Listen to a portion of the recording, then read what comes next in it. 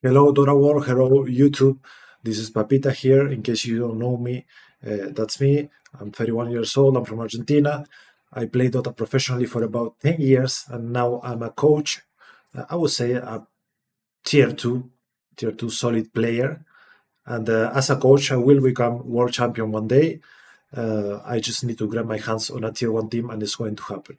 I'm sure about it. So the objective of my channel and the content I'm gonna upload is fixing the tier one teams that just need like a little bit readjustment, and it's gonna work for them. So it's not flame, it's just that liquid is playing bad. And you may answer, why? Why are you saying this about my liquid? Well, I watch a lot of the replays. I watch why they didn't qualify. I analyze their draft, and this is their result. So let's get into it. When you talk about liquid, pretty much everyone looks at this team at some point, and you know that how their playstyle is. Basically, Nisha is a big core from the mid lane. Mike is a semi carry, and the offlaner needs to be someone stable that is gonna have a game, even when he's not being so helped from the draft or from the game. So basically, if you check their draft, it says that from the picks. 24 Ember pick, DK 24 for Nisha, Quop 24 for Nisha, Amber 24 for Nisha in a good game, Storm 18, Storm last pick, DK last pick against Spark. It's all about that. And Mike plays a really combined role here of playing the semi carry that can dominate most of the matchups. It's good for them. I think this drafting, it's understanding what their players want. Now, let's get into the weakness. What happens in this last qualifier? What changed, basically? I think they are playing, of course, in one of the hardest tournaments in the world. They're not playing SA quals, they're not playing Philippines quals, Southeast Asia quals, or China quals. They're playing EU qualifiers, and they're going to have to face some tier 1 teams that are going to contest their style of play, or that they're going to propose something different, as Mouse did. I don't want to get so much into drafting first. I want to get into the gameplay. They faced two teams that really pressured them and showed some weaknesses in their gameplay. Let's start with the first one. I will try to do this with no editing, so keep in mind that maybe if I stutter a little bit or just delay in my thought, it's probably because of my second language deal. So first, I would like to point out a lot of bad pressure plays that I saw from Liquid. I will just show in the replays what they need to fix. And I think it could be fast for them as soon as they start realizing this. The fix for tier 1 players, when they want to do it, it's going to be quite fast. I will point out four spots that I want to talk about. Bad pressure plays, bad connection with the offlaner. I think the ultimates usage from the offlaner the last series were pretty bad. It could be combined with the support calling or whatever, which is not going well for them. Then I think that the hero pool on the position 5 is not optimal. I don't think it's good. I think it sometimes overlaps with the item build that the offlaner should do. And we will see that afterwards in the draft analysis. And the last one is also about draft. So let's just talk about the first one. Let's get right into it. So let's talk about pressure plays. When I talk about pressure plays, let me put the audio a little bit lower. When I talk about pressure plays, I talk about a way of playing that has been introduced for a long time. It's about the catapults. It's about a hero having a level over the other. It's about some hero not having resources or anything. Liquid knows this. Everyone knows this. It's just that sometimes people forget about it and are just like playing way too chill, and they do not. They stop prioritizing these things. Where I had to fix something with the video there. And in this game, as you can see in the draft, Virtus Pro is Radiant, Liquid is Dire. They have a pretty strong safe lane. Warlock Luna versus Willow Tidehunter. There should not be much pressure from Liquid until Tide gets level 6 with Ravage. Basically, not much you can do against this support. You're just going to suffer a lot. So the pressure bottom lane is going to be pretty much 0. Boxy sees an opportunity here, not to pressure, but to, let's say, annoy the gameplay from Ember. No bottle for 2 minutes. It could be hard if it's lower or if it needs resources. It's not be bad. But the lane on the mid lane is 50-50. Nisha is ahead for a little bit, but they shouldn't suffer on any side. Top lane though, Guess is doing really well. 14 Laskis, 7 denies, 9 Laskis for Mars, 2 denies. So you can start to see, if you are playing the lane, a little trend of where things should or could happen. And I think Liquid is probably not talking about it, or just not caring enough to do it. So Boxy TP's mid, but he doesn't bring a TP to his hero. So when Kess is starting to pressure a lot on top, what you basically see in when teams are coordinated and it's just like a full communication about how lanes are going and where they can pressure. When the first caraway comes, if there's an opportunity, a lot of the times the supports connect. Like you can see this maybe if you see like a very clear matchup of, let's say, Ember's playing against DK. If he's getting level 6, they're gonna go and connect to the catapult and pressure you mid. This is like a ancient DOTA, But now you can see it in a lot of replays, which I'm gonna show afterwards. From BetBoom, for example, I will show one. They connect at level 5 on the supports on the safe lane when there's a pressure there. In this case, Liquid just forgets about it. There's a catapult coming. I don't think they forget. He just doesn't have a TP yet. So he starts trading with the Warlock when you should be planning for the tide to just stand here and try to get as much as the farm of as he can. Or if he doesn't get anything bottom, just go to these two camps. This is why these two camps were created, for the offing early game. And if Willow has a TP with resources here, they should go on this caraway. They pull the cara, they should be calling for it, and they could get a really nice pressure play on the caraway on top. Why is this play so important? Because if this play goes well for the two supports and they pressure the offlaner, they will probably force the mid laner to TP at minute 7 if it at 6 exists an opportunity to pressure on the 7-minute rune. It's like a snowball. They can either force a defensive TP from a support who doesn't want to do that, but will need to do that. Either Shadow Demon or Warlock could need to TP and start making the team react to you. DOTA is a game about initiative, not about reacting all the time. Because if you don't propose anything, you're just going to get out initiated, basically. So in this case, they are a bit disconnected. The Willow goes for the rune. He dies, but trades the Shadow Demon in that case. Ogre didn't come to the rune because he wanted to pressure top. Willow wanted to just go for the rune because he had not much resources. In this case, they are doing it for the 7-minute rune. And I think this is good, because a little bit too low, but they're pressuring for the lane, and this is what happens. Now, imagine if this play started before. It would already make someone very uncomfortable or someone not to reach to the 7-minute rune, and maybe they can even steal it. But still, this is now good gameplay from Liquid. And now, again, a nice pressure play. Maybe they could have connected with Ogre, but they're still pressuring a lot. They pressured the Ember mid, they kill him, they made him TP top, and then he dies mid. This is good gameplay. But now, it happens again. The Willow is up, and instead of trying to connect with a hero that is going to hit a decent timing, again, let's say the Tiny, he already has levels, he could run to mid, or he could run to top, and be ready to fight, to save the TP. He TPs to the room bottom, which Tide didn't take for 1 full minute. And this XP he would get, he would also give it to him if Tide just took it. So this is just losing time on the map. As you will see, I will just speed up the replay. There's things happening on the map, and the Willow is just trapped bottom. You guys top. There was a fight in mid. They lost the tower. Whoa, what happened? They just lost the tower. This is all because of not playing efficiently on the map. The Willow should have no TP bottom. The Tide should have taken the rune when he's not there.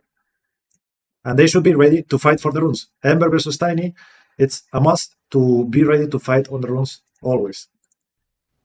So what happened in the meantime, as I showed you what Willow could do on the map? Tiny went to take runes and to pressure top the Mars. But after this, he TP'd mid, where maybe Willow should be here just taking as many CS as he can without dying, just taking the pressure out of the tower. Instead, the Tiny felt the need to TP and he ended up dying and losing the tower. This tower is so important for this game because if you're Radiant, you want to take tier 1 mid and you want to take tier 1 top for the Radiant timing on 15 to 20, where you can at least be a threat to Roche. If Dire has no places to TP or to fight, it's going to be very hard to control this and to contest the Roche. And also for this game, it's a plus to this macro play. They lose it for the runes. So runes are going to be very hard for them to play now. And in the meantime, bad things keep happening. What you will see in this game, there's two things that are really bad for Liquid. The offlaner, the bad pressure plays, and then the offlaner who's having a bad game, he still connects with the ultimates to the runes. In this case, it's just another bad play on bottom where they connect late with the Willow. They don't have the damage to kill the Luna, and they just waste Ravish. Waste Ravish is insane bad timing.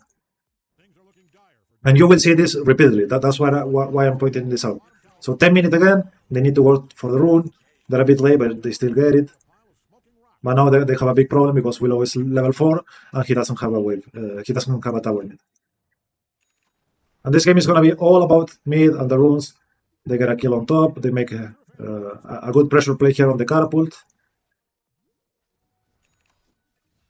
Now 12-minute rune comes again. They have Ravish. Look what happens here. This is disaster for Liquid. Why? Since the Tide Hunter died bottom, at this point, that is going to be a 12-minute run. Now, and also since he doesn't have the tower here, the Mars takes the mid lane after a really bad lane, probably to recover, but also to be able to connect to the runes. So every rune that you take and the offlaner can connect from the enemy team, and your offlaner cannot do it, it's just going to be a lost fight. And the runes are priority this game. So Liquid should know this. They just lost the fight because offlaner is here and my offlaner is not here. Early game is starting to feel pretty weird right now. If you see, I also want to point out the vision in the map. Since all of the mid things have been happening very badly for Liquid, there's no wards on the mid lane. But look at Liquid. This is very good from them. The Ember set up a ward here aggressively. The Ember, not a support, and also the Luna. Luna, when he was able to push the lane, he didn't make a support come ward this because they lose time for the rune. They warded in the lane themselves, and this is really good warded.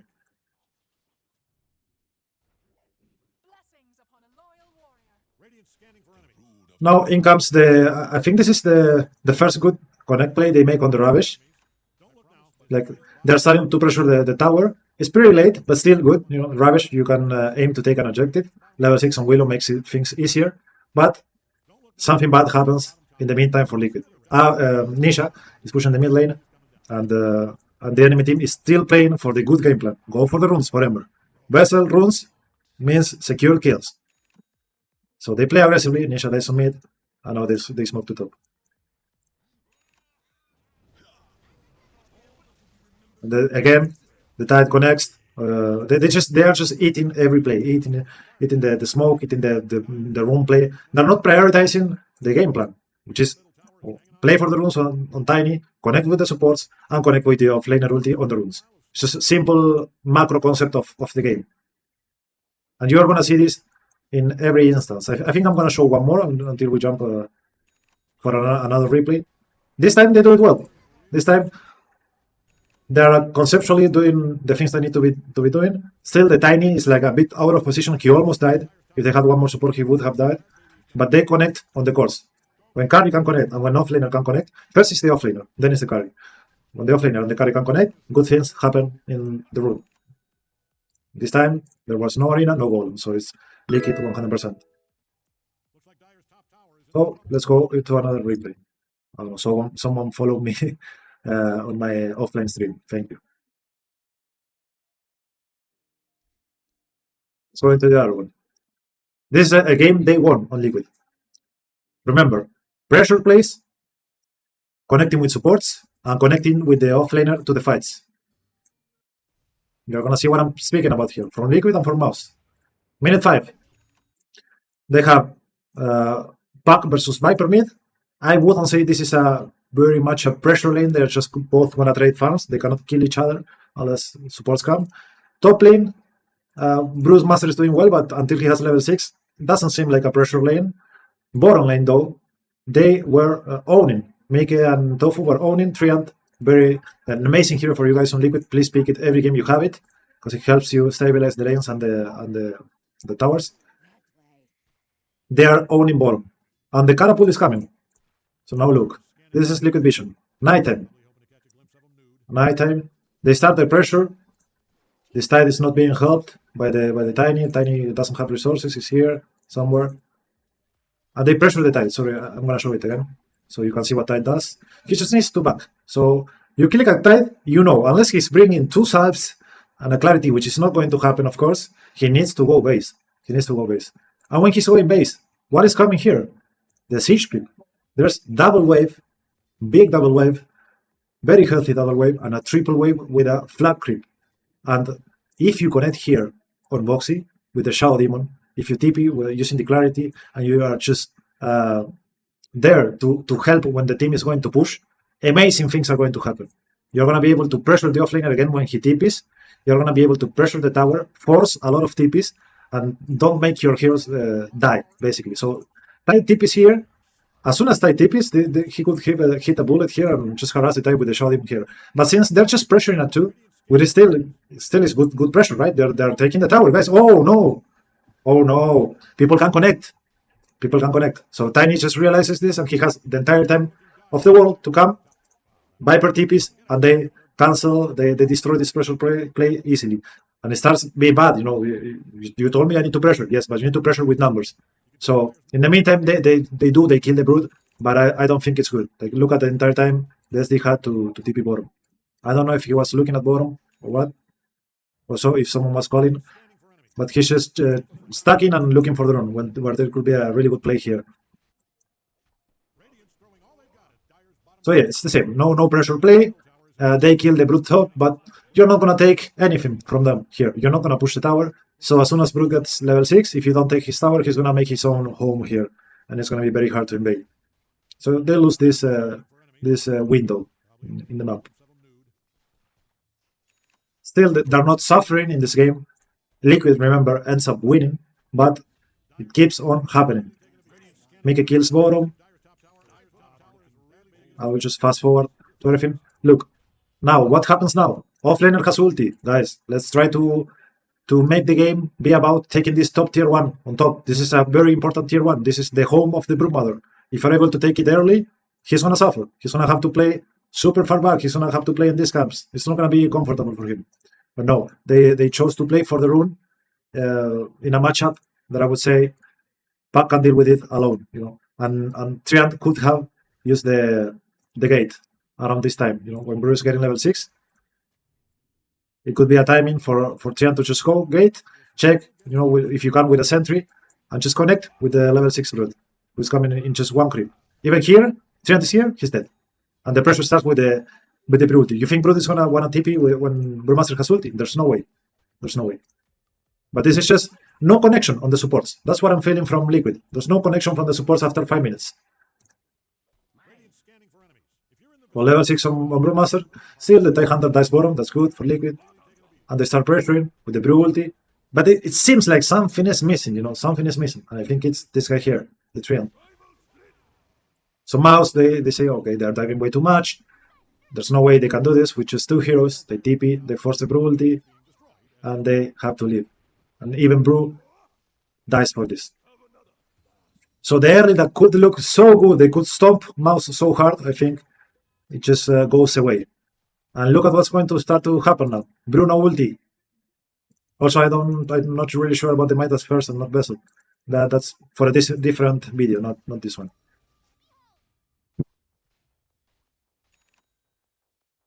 So now they have the ability to skill Ravish on Mouse. They put a hero mid, they keep killing the Brood top with no ulti. Brood has his home top. They're all happy. Even though they're losing in their world, they're pretty much all happy. Catapult bottom. They cannot connect right now. But look at this beautiful connection from Mouse on the Ravish. Look. They take the rune. Viper TP stop to keep harassing the Brew. Another waste ulti. They still don't connect up on Liquid. And now there's no Brew ulti. So with Ravish, they connect bottom soon. They connect bottom. Look. Wait, sorry, I need to show this. The Viper gates after TPing top. They are smoked on the two supports, and they connect with a beautiful Ravage on bottom to kill the enemy carry that was destroying the game so hard. Now he's suffering. Ultis.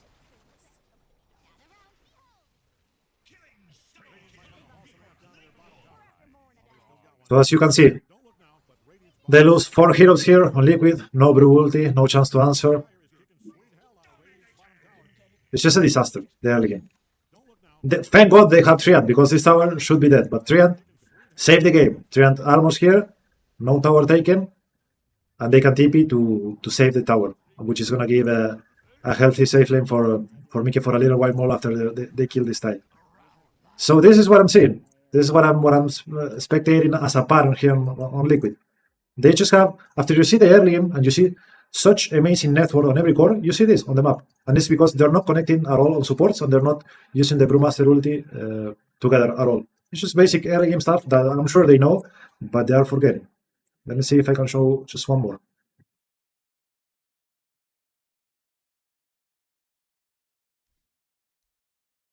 So here, I think this is BP mouse again, yeah.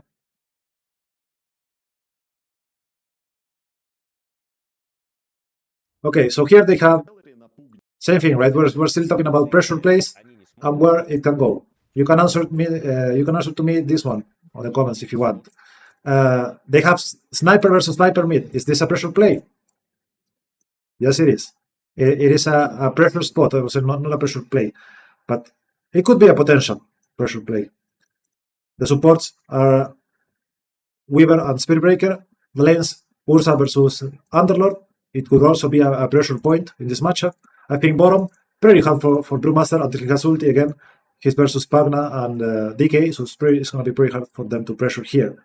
So they should look at when the Catapult wave is coming, and I think Nisha does a pretty good job of not killing the Kara wave fast. We had the Russian castle. How do I eliminate this? I don't want to hear anyone. Okay, now. So we see there's a Catapult mid here. Nisha kills the wave, and it's not denying. I think this is really good, not denying, because there's a double wave that is going to be generated after this. But his team is not connecting to the pressure point. They're just like, they're chilling for a little bit too much, or they're not caring enough about the siege creep. So Viper is allowed to come here and just cast the second spell, which he shouldn't be. Like, as soon as he does this, there should be a Spirit Breaker from here charging mid.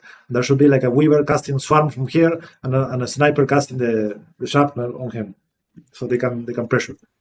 But it's too late. Weaver is close, but not close enough. SB realizes this, but it's not gonna work. I don't think they had much on top. Maybe in the next wave. So they end up killing the Viper, but still it's not like pressure on the tower. Top there's not much. Sniper is gonna play to harass the tower. And they connect again for the minute 7 rune. I think maybe Mika should not be doing this of dragging the wave, but playing with the closer to the team or pushing the wave. But still, they try to pressure, but it's too late because there's no catapult and they're just wasting time. I also think this I'm gonna talk on the drafting. I think we were 5. You should play with the other facet, because then you're gonna have really big XP problems unless you're owning. And you're also kind of ruining the Brewmaster game if you're going Vessel. Because Brewmaster without Vessel in this game, I don't know what we're doing, guys. We're playing against Pagna, DK, Viper, Underlord. It's the most amazing Vessel game I see in my life. So now Brewmaster is reaching level 6, and something like very casual happens. Like, suddenly, when Brew is getting level 6, they are connecting, but it's for a different reason. They see DK too far up, and the Brew is getting level 6. So Sniper TP's here, and he doesn't want to run back to mid and just run the whole map with a slow hero. He just wants to stay with the Brew. And now, when you connect with the Brew ulti, of course, good things are going to happen. Enemy team TPs to defend, but there's no way. It's not enough. The DK dies. Underlord is very low now, no resources. Like, this is what happens. They all have to end up kind of going to the base. You know, Underlord TP'd, he's sad now, needs to go base. Pagna is very low. And this was a very good pressure play. They killed the DK. in a good spot that he was. He was free farming. So yeah, basically, let me see if I had something more from this replay, but I think not. Now, I want to show a good example of good play in this spot. Let's see BetBoom. I think understanding what your heroes play for and what you need to happen for your team is super important as supports. And what is going to happen here from BetBoom, I think they understand it perfectly. Let me put the replay here. Okay, let's say about here it's good. Yeah. So let's check again. Fast draft analysis, right? Warlock, Luna top, not easy to pressure, need level 6 on brew. Mid, hard to pressure, beast against sniper. If it solo kill happens, it's a miracle from GPK. Bottom lane, it could be a pressure lane if TA is doing good or Doom has low resources. It could be a kill lane because they have disruptor. If they chase, they glimpse, could be a kill. And at this point, they're also recognizing the enemy pressure plays. The Warlock, most of the times, he wants, if he's not doing much on top, he wants to use the gate and pressure bottom. Also, maybe they could have a pressure play on mid on the other side, sniper against Beastmaster, but sniper is too low to do it. So what BetBoom does here is they connect the supports. He's predicting the gate usage from Warlock. They see him. SD TPs because they want to glimpse and maybe kill him, but they just don't do it. They don't fight, and Beast is pressuring mid, so Task just TPs to try to save him. A miracle is going to happen. GPK go, he solo kills him. But what starts happening here is supports connection. Supports connection. They just play as free. Supports are just saving the safe lane from pressure and just giving the TA a lane. They're giving the TA the tower and the lane to stay. They need these towers because Beast wants to farm for a little bit longer. TA also wants the lane for a little bit longer. And they keep on doing so. The Disruptor plays bottom here for a little bit. Shadow Demon, of course, needs to go for the Wisdom Rune. Wisdom Rune here. He's going to play a little bit around mid, stacking. But as soon as he sees something bottom, this is an attempt to pressure play from Dire. But as they contest the task card immediately, like they connect the two supports, as soon as they see the sniper and the dive in, the mid laner connects and defends as well. So this is a reaction play from them. But it's together. They still do it together. Now what do they do? Brewmaster gets the level 6. They still don't go top. SD plays bottom behind the TA. They're like kind of predicting that this is the only play the enemy team has to pressure. The Warlock uses Golem. It's bad for TA. TA is gonna die. But the Brew TPs, they use the Golem. But it's like a successful defense, like Liquid should have done in the Warlock pressure mid, where the Warlock gets a kill. Okay, it's a Golem, it's a level 6, minute 9. It's gonna be hard to contest, but he doesn't get the tower because they are defending together. They're connecting together to defend. As you see, the ulti runs out. They take this. And now what is happening again? Catapult waves. Siege waves. Brewmaster is level 7 on top. He has his ulti up. SD is top. The Brewmaster, level 6. Disruptor is top. Connect. Connect, connect, connect, connect, connect, connect. All day. All day long. We can do this for all day. They pull the wave, they're pushing with the siege wave. And it's so amazing to push with the siege wave. Why? Because you don't need to compromise your heroes hitting the tower. Like when they do this, the siege tower is just taking, the siege creep is just taking the tower. And the enemy team has to do this. Like he tries to use fireballs to depush. BetBoom realizes they're not gonna defend. There's no golem yet. They cannot really do it. So they wait until there's a moment where the enemy team just says, just leave it. And they go and take it. And guess, guys, what are they gonna do after? They're gonna connect, connect, connect. They use a smoke with the blue ulti, with the vessel, amazing build, and they go. Go, go, go, go. Together. Now, in this game, you can say, what is the best pressure they can do? I think what they're doing is the best. But let's say in the mid lane, there's another matchup, like the Liquid BP matchup, where it had Ember versus Tiny. Then maybe the best play would be for the 12-minute rune to smoke and go around, or smoke and go, let's say, for the bottom room. If you see that Tiny is going for the bottom room, like you need to take to be intelligent and decide where is this pressure going to be, where is it going to hit the most. Because you want to connect with a core. In this case, the Beastmaster doesn't care so much about the rune sniper either. He just wants to farm. So the pressure they're doing is the best. But you can choose where. When you are connected, you can choose where you're going, and with objective you're gonna impact the most when you do it.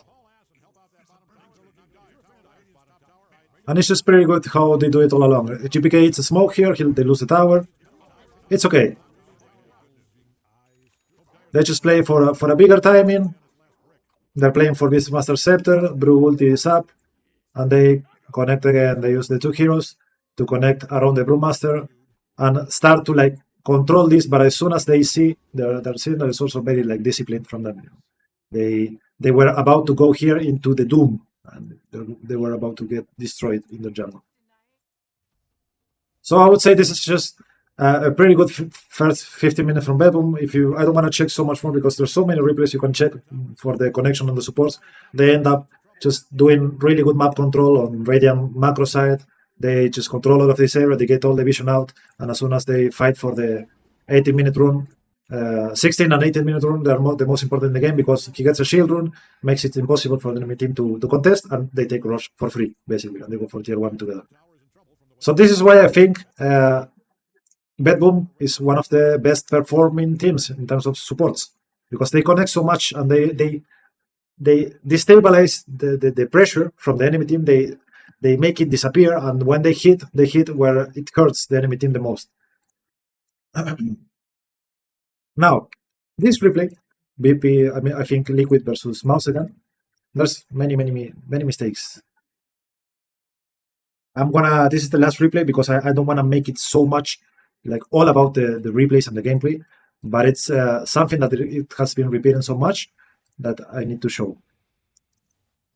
So this game, a little bit different from the others. There's basically, I think, no pressure plays for Liquid in any of the lanes. They're not doing so hot in any of the lanes. I would say Ember is having a fun game because if he knows he's doing decent on mid, he's going to get a Keeper, a Darkseer, like an Iron Shell, and a Mirror to play with later. But for the 5-minute moment, not so much can happen. I think Liquid this game, they actually play pretty well in terms of synergy of the heroes. They just struggle a lot with the siege and connecting with the ultis of the offlaner. So in this moment, they get the rune on top, 6 minutes. Also, I just want to point out, it's not flame, it's not toxic, guys. It's just that I saw this mistake happening 2 times. The stacking from Boxy. It's not possible to do this. Like, he missed 1 stack and he missed 1 before as well. And these stacks are very important because it's gonna mean he's gonna get levels on Keeper, and he's gonna be able to just roam around with the Ember a lot. Sorry, I had to point that out. In this draft, I think the game plan is pretty clear for Liquid. It's also like very very synergetic, a lot of synergy, I guess. So the pressure is on mid. Who the hell can take this lane when you have an Ember playing with a Mirana and a Keeper behind? It's insanely hard. They kill the Razor, and they have to TP on every hero to contest. This is amazing for Liquid. Free farm for Darkseer, free farm for Luna. Pressure is nowhere near where the enemy team wants to be pressuring. I think they did a nice pressure play bottom, but it's just too much to show. I can show it later. So they start moving together for the top siege creep. I mean, but to me, like seeing this, what is going to happen now is gonna hurt in my heart. Like they kill a Tuskar top, and look what happens with this little catapult here. Oh my god! For me, it hurts. It hurts. Why? Because they found the pressure play. They found it, and they are pressuring top. They kill this Tuskar. He should not be allowed to take farm here. But the Ember with the Arcane Rune, he just lives to farm, and they let the catapult die when they could actually just keep pressuring because they see Brewmaster bottom. I don't remember if they saw that he has no TP or not, but they see heroes. They see the snap on mid. They see Tuskar die on top. So they should stay and make it uncomfortable for the enemy. Remember, this tower is super important to take. This is going to mean they lose a tower for Tormentor protection later. or maybe potentially TPing for the rush on 15 to 20. This tower is also super important. So wherever you can take any tower damage you can, you prioritize it. I think Boxy tilted here. He pings. Guys, what the fuck? Message script. So keep that in mind. See if I had something more to. Okay. So now they're gonna pressure mid. Still, I think good gameplay. Let's play together. They pressure the mid lane. They're not pretty much. They're pretty much uncontested, but they're feeding a bit on some heroes. I think Brewmaster got a good ability here. 12-minute rune. Now, this is what I'm saying about the offlaner connecting to the runes. It needs to be called for. It needs to be understood that it's so important that people prioritize this connection to the rune. Their offlaner is connecting. Our offlaner is not connecting. What is going to happen? We're going to lose fight. It's going to happen, guys. It's for sure going to happen. How does mouse connect? They push bottom. They smoke on these two guys. Mid one is farming pretty aggressively, so he's going to be able to connect. And they connect on this room. So it's a pretty big objective for them. And then they know they can get kills with the Brew ulti around here. So now it's kind of weird for Liquid, you know. They already lost the rune. The Ember is alone. He doesn't have his keeper anymore. Darcy is not connecting. It's not awful because they're still farming and they only lost a keeper. But it could be better. It could be better play. You know, don't sacrifice for these runes if you're not gonna fight them with your offlaner. Because people are gonna come here with the Brewmaster and you're gonna be in trouble. Also, like this tower, if it's dead, DK does not get to do this.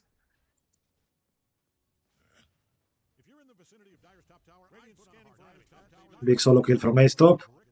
He solo kills the Tuskar and they take the tower and another pressure play on mid. But Boxy dies first. And in comes the 40-minute rune. It's just that I see that they're not finishing to connect with the offlaner in this place.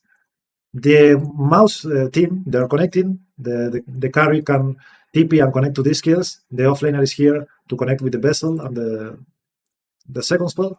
But Radiant is just playing with free heroes. So the rune is again on mouse's side.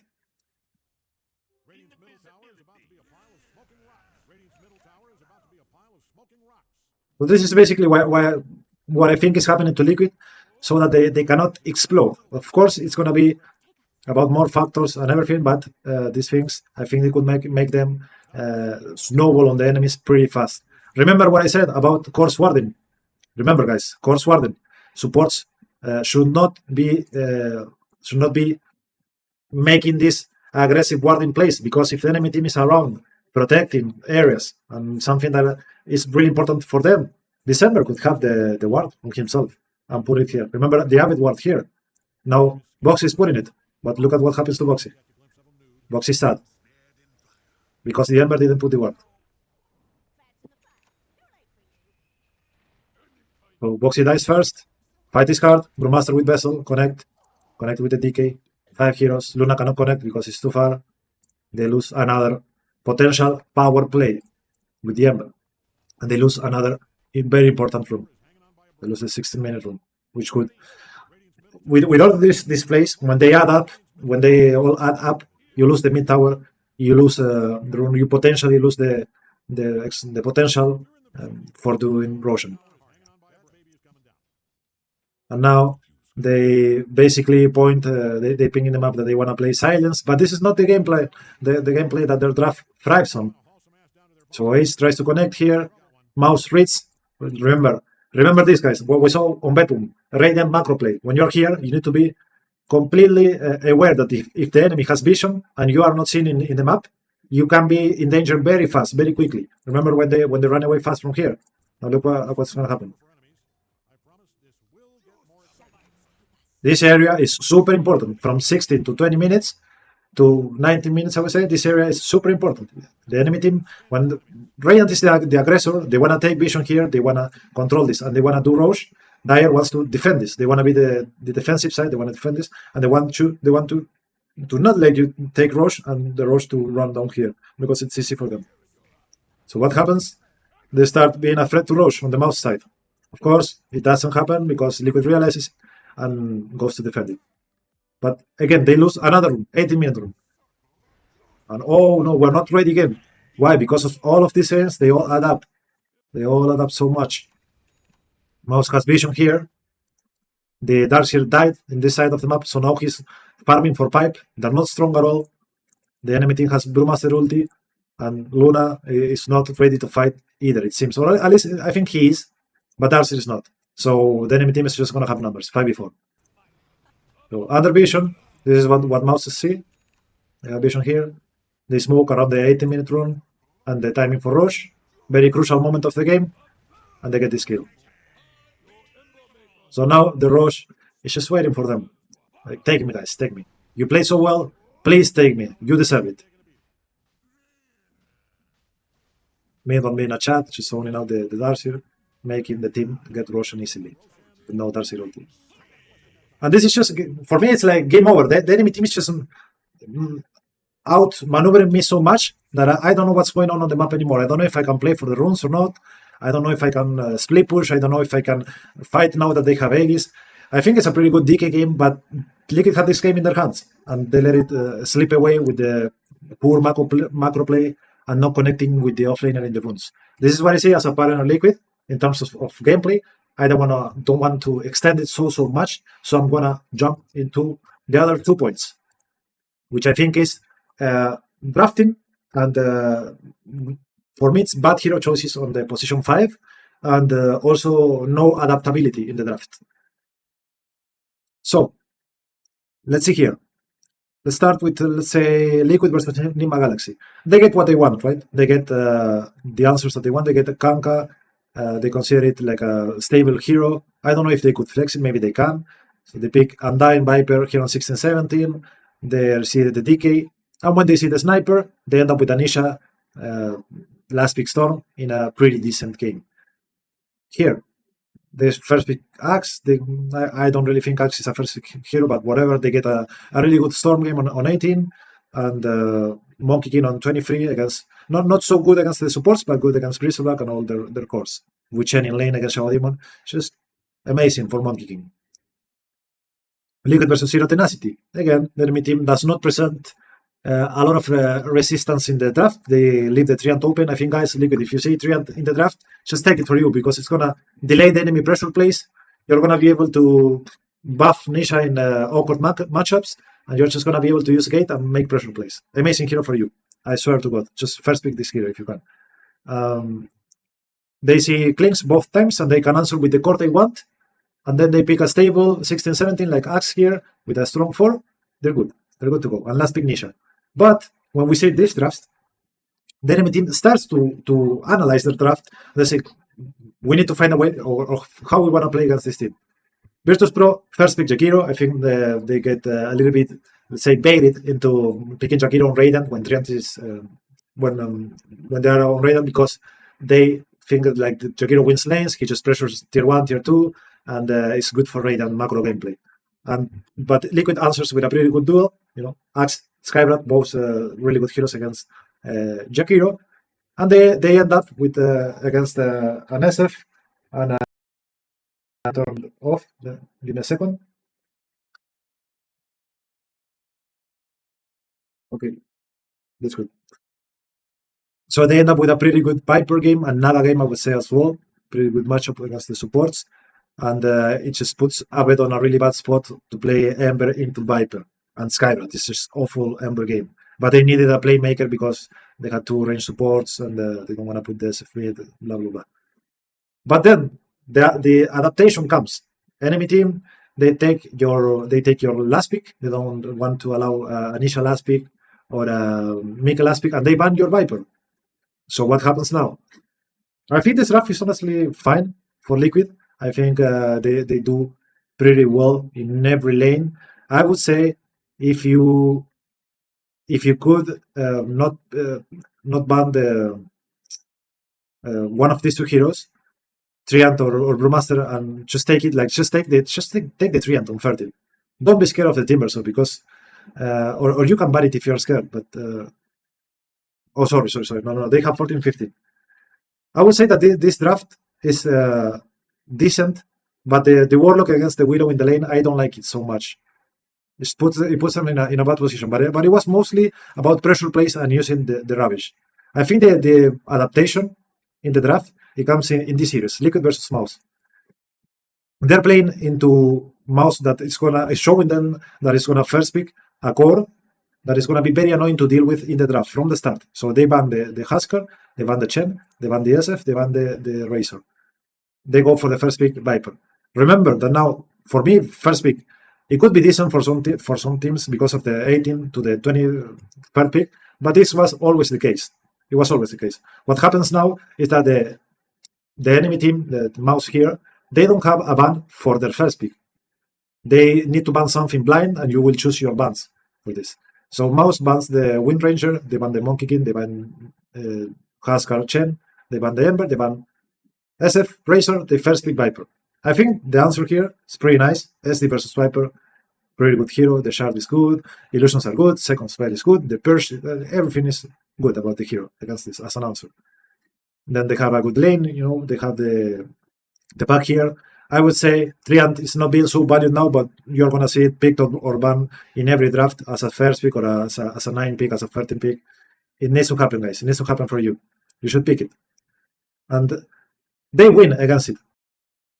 So here in the second game, Mouse bans the Shadow Demon and bans the pack, which should be at least indicating for Liquid that they should know that they are picking the Viper. They probably know, but they are trusting on the Brewmaster a lot. I would say too much on the Brewmaster. And they end up letting it go through. I think it's fine to let it go through because Nisha has a lot of good picks against it. Like I think he can play a lot of semi-cards, let's say Sniper, Invoker, I think even Tinker. I don't remember if Nisha plays it. But what I disagree with a lot is with the opening. I think you see Viper here, and you should just answer it with a Sniper here on Nisha, or honestly just pick the Tuskar. I think Tuskar is a hero that Mouse... they prioritize it here, but it's also a good answer, just like the Shadow Demon against the Viper as a support. And then you can set up a nice draft around it. If you're going to play against the Viper, just having a Brewmaster that is not even going to be in his lane and is not going to be able to kill him, he's just going to be able to lift him in the air, I don't think it's a good enough answer. So, and it also happens on the last game. They banned the Wind Ranger and the Shadow Demon. And in this case, they could have let them ban the pack on the last ban as well. Like let's say here, you see let's do it here. You see the Shadow Demon Wind Ranger ban, and you still ban 2 cores that you think they're gonna annoy you. You ban Shadow Demon, you ban Huskar. You let them ban the pack again. If you feel like you have the answers to the Viper, you let them ban the pack again because they are not gonna see what they are gonna be able to pick, and then you ban whatever you decide on here. I would say just leave the Viper again and answer it correctly. You could ban here. What did they ban? They ban the Chen. Where's Chen? I'm not seeing Chen. Okay, Chen and Razor. Now there's a Viper pick here, but you thought about it, and now you just put a different question in mind for them, right? You open up with the Tuskar. You can also just pick Treant here. I think honestly they should just pick the Treant because any hero that goes into Viper mid, the Treant is going to help him. He's not going to be able to pressure. He's just going to look for farm. And Isha is going to be happy about it. He's just going to lane on mid with his matchups. He's fine. He's just completely fine. So yeah, this is what I see from the adaptability of the drafts. I don't think they reacted correctly with the bans and also with the picks. I want to talk about a big issue here, which is more than of the draft. I think it's the position 5 hero. In this case, I think they're probably flexing the Weaver or something. But I think if you have Treant here, you pick Treant here.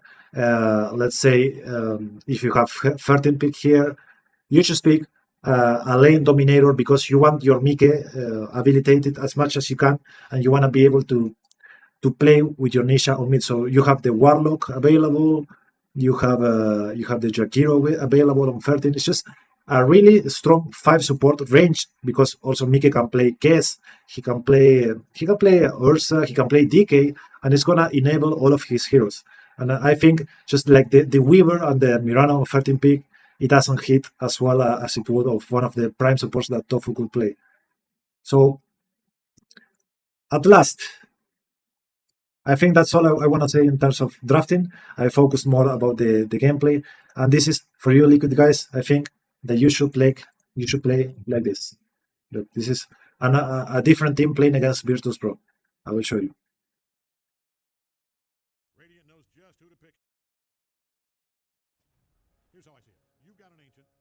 Yeah, let me fix this real quick.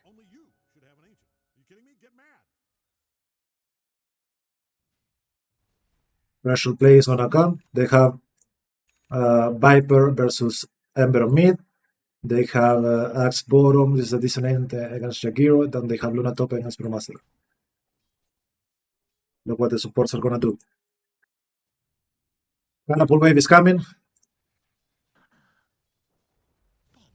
Sky comes to pressure mid. Wave with the Kara. Supports connect. They pressure mid. They kill a hero. They kill another hero. They control the 6 million room. Keep connected. Minute 7. Connect on mid again with the supports. And connect on the aggressive play. They destroyed. Kill the Brewmaster. Luna TP is out. Amazing. They even are tipping themselves. Viper TP top. Connects with the Naga. In the meantime, not Boxy, Sky player, he took the rune. And is taking mid.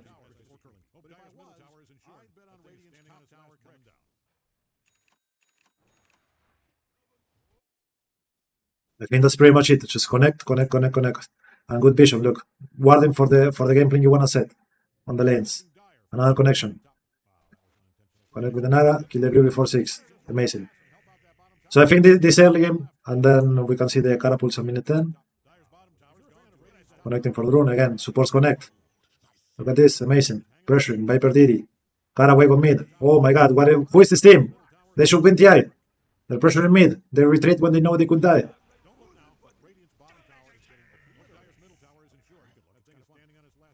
They lose the mid tower, whatever.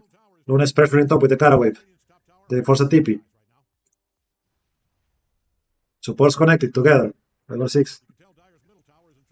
Good support duo. Connect again, bottom. Supports all day. So I just see like the big difference is this, and I think you should play like this team. But oh wait, this is you guys. You can do it. You know how to do it.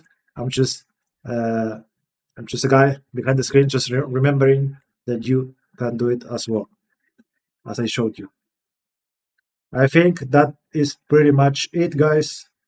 I hope you, at least, I don't know if you like the video. I think that if you find that you learned something here, that's my objective, and that's all for today. Maybe I come with a how do you say it, with a hit for another team next. I will look at what other tier 1 team is finding difficulties. See you guys. This has been my content for today. Bye bye.